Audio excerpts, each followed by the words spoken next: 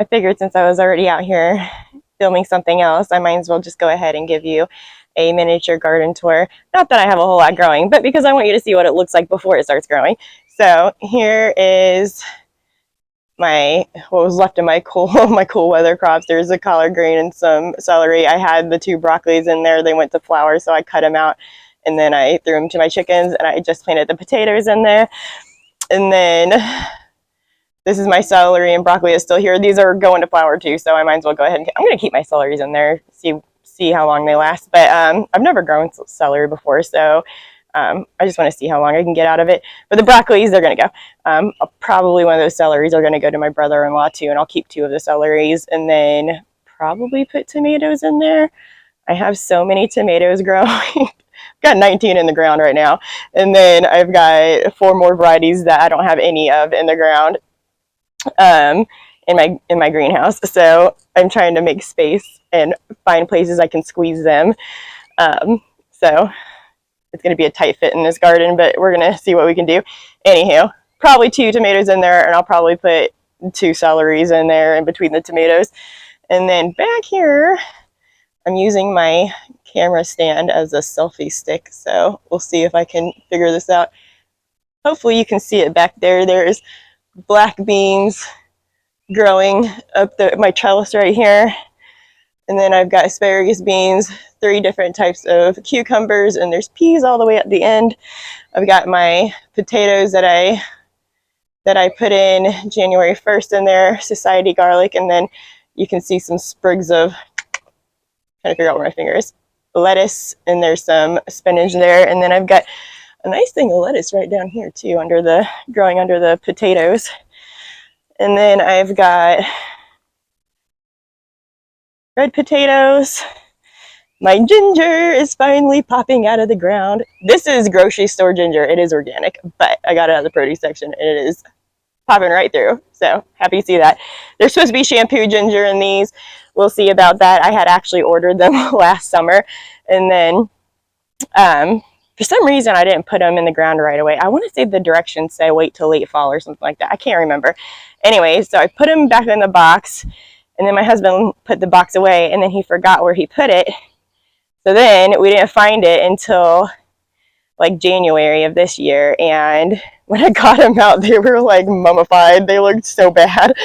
I said, they're probably not any good anymore, but I spent money on them, so let me just try. So I put them in the pot, and actually, I don't have my gardening gloves. There's worms in that pot, and I don't want to touch any of them, but I dug one out the other day just to see if anything was happening, and there's little white nodes coming out of what was left of the mummified roots.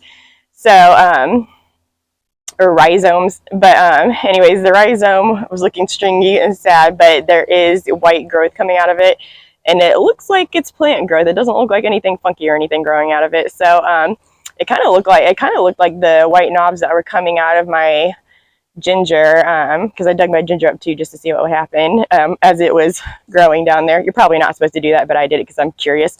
So the white nodes that were coming out of the ginger, and obviously the ginger is growing, I saw the same stuff coming out of the rhizomes for the shampoo ginger.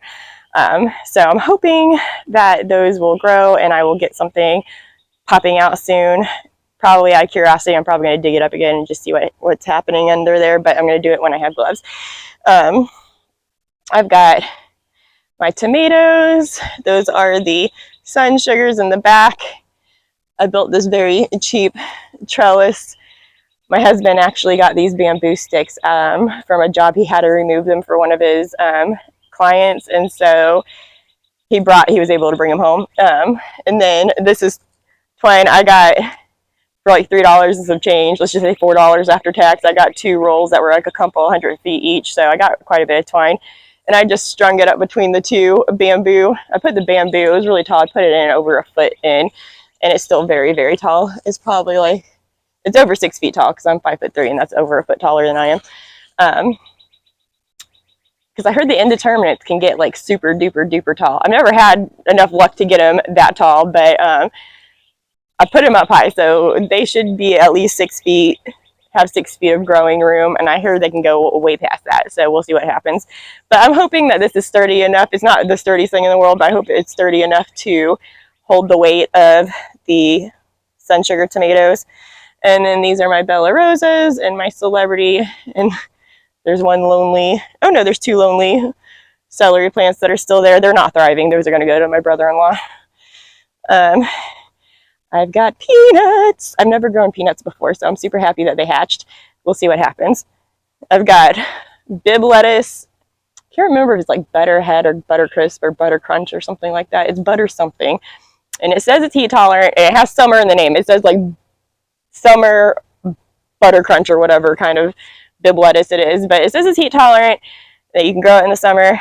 Don't have a lot of faith that you can actually grow it into the Florida summer. But if we can grow it through the Florida spring, I'd be happy. So we're going to try it out and see what happens. That's my pollinator bed. It's got all kinds of things in there. Let's see here. This is a Woodard blueberry.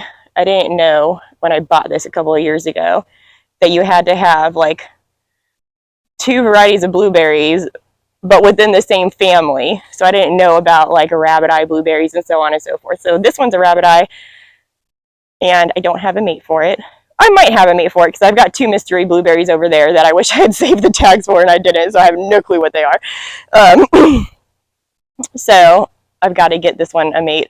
But it spent so long in a tiny little, like a little bitty pot because I neglected it, that it grew really weird, and I didn't know anything about pruning blueberries. So it's like 5.5 feet tall, and it only grows at the very top, and it's got like 2 little branches down there. So we'll see what happens with it. I put it in a much bigger pot now. I planted some Tangerine Dream sweet peppers back there like a month ago, and they never germinated. And I also planted some inside in under my grow light and in my greenhouse, and none of them have germinated. And it's been 3 to 4 weeks probably for all of them. So I don't know if I got a bad batch or if I'm doing something wrong. I mean, the ones on the inside of the house are they're over a heat mat, so the soil should definitely be warm enough. And the greenhouse, I would say, is probably warm enough too because it gets hot in there during the day. So I don't know what is going on. I think I might have gotten a bad batch. I'm going to contact the company and see if I can get them to send me some more seeds, and we'll see what happens. I've got my banana there. That was also in a very small pot for most of its life. It's like 3 or 4 years old. It might be 5 years old. It's at least 4 years old. Might be 5 years old. And it's definitely not a dwarf banana. It's 2 feet tall. But it was a pup off of my mom's neighbor's banana tree that was very tall and grew bananas. And this one has only gotten to 2 feet tall in all the years that I have it. Never grown any bananas. But it also dies off. This is the only year that it survived the whole winter. I made sure I covered it like for every single freeze. And so the outer branches did die off, but the one little center greenery stayed green. So hopefully it gets bigger this year now that it's in the ground and I'm properly taking care of it. I hope I didn't just stun it for the rest of its life, but we'll see what happens. These are beefsteak tomatoes. I got those at the store for like $2 at Home Depot. They were on clearance like like maybe a month ago. I've got strawberries. These are the first years that I had these, so I don't know if they're going to make anything. I think strawberry season has already passed for Florida. I'm not really sure. I've got crickneck squash, straight neck squash, and gray zucchini. These are empty looking, but there's something in there. I've got golden honey watermelon, I think is the name. And then I've got the Louisiana okra in these front ones. That's a strawberry plant that I've had for a couple of years, and every time it gets strawberries, the snails eat them, and we never get to eat the strawberries, and it makes me very mad. So hopefully, I think it already produced strawberries for the year. I'm pretty sure it's over now, but hopefully next year, now that I know that they make snail bait, I can put a stop to that, and we can actually eat our strawberries. I had gotten strawberry crowns right here. It came in like a 10-pack. I've tried them before and nothing grew, and I put these in a month ago and there's nothing coming out, nothing happening. I think that that's just a scam, and I'm not going to buy them anymore. I'm just going to buy, that's the one thing, I'm going to pay the $5, you know, for the cup of strawberries. I got 3 for like a $5 cup of strawberry. I think it was $4.78 at Tractor Supply. I got 3 plants out of it. So I'm going to do something like that similar next year for this. And then I've got Sugar Baby, I think it's Sugar Baby watermelons in the back over here behind the flowers. Celebrity. And then I don't know if you can see the tiny little baby tomato plants. Those are Garden Delights that I grew and hatched myself. And I'm so proud of them, even though they're tiny. That's my basil, and it was this size when I bought it a month ago, and look how big and beautiful it is. It's so bushy and perfect. And then I've got 3 different types of radishes growing. Let me tell you what, if you're a millennial and you like instant gratification, plant the radishes. They were up in like 2 or 3 days, and those are a week old, and they're getting so big so fast, and I'm super excited. I don't really know anything about radishes. I grew them one time, and I think I just like sprinkled them in there and then didn't do anything with them, and they just grew. And I don't think I spaced them out. And I don't eat radishes, so I don't even know like how many I dug up now that I think about it. I'm going to challenge myself to eat them this time. And let's see here. We've got more celebrity tomatoes. I've got so many celebrities. I think I'm just going to dig these up and give them away. And then this is right here where my transplants came to die when I tried to harden them off, and I put them out in the sun too long, and they all died. So, boo-hoo. And then I've got cantaloupe back here. These 2, oh my gosh, I am so excited to show you these. Oh, these are my Halloween pumpkins. They're not jack-o'-lanterns. They're like pretty pumpkins. They're like a reddish orange pumpkin and a blue pumpkin, and I just sprinkled them in there, so I'm not sure which one is which. It's going to be a surprise. And then, let's see here. That's my step stool because I'm too short to reach anything. And these are my cantaloupe and my,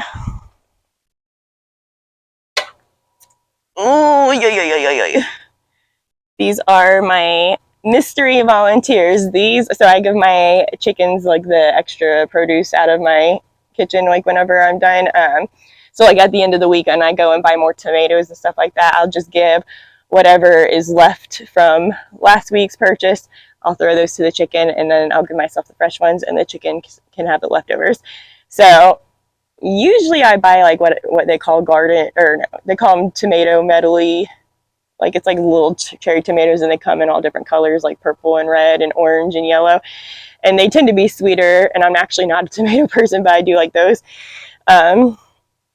So they're very sweet and stuff like that. So I'm hoping that's what these are. It could be that they're Roma, but I don't buy them very much. And it could be that they're just like regular red grape cherry or grape tomatoes. It depends on whatever's on sale is what I usually get. And if nothing's on sale, then I'll get the medley tomato medley cherry tomatoes. So I have no clue what it is. Anyways, it is flowering, and there is fruit. Let me see here. I don't think you'll be able to see. I'm trying to, do you see where my hand is right there? There's a baby on board. I'm so excited. So there's some kind of tomato growing. Don't know what it is, but that's my chicken volunteer. My husband found it whenever he was cleaning out the chicken coop the other day. Not the other day, it was the other month. It was like in February.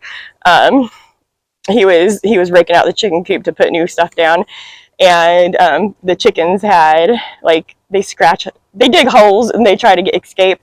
And so they had scratched out a lot of their dirt out of their pen. And so when my husband was going to get the dirt back and fill in the holes that they had dug out of the edges of the coop, he found those tomatoes, and he was like, do you think that we should pot them up? I said, no, they're doing fine where they are. And then they kind of stopped growing where they were because they were actually in a very shaded area. We keep our chickens in the back of the property where it's a lot of shade, so there's not a lot of sun back there. So I took the 2 best looking ones and I put them in a pot and put them down here, and then they started flowering. So I put the flower food on them, and then they really started flowering after that. So some of the flowers have already fallen off, but it had like 8 flowers on there the other day. And then this is empty. These are going to be tomatoes probably. This is my husband's palm tree that he saved the other day.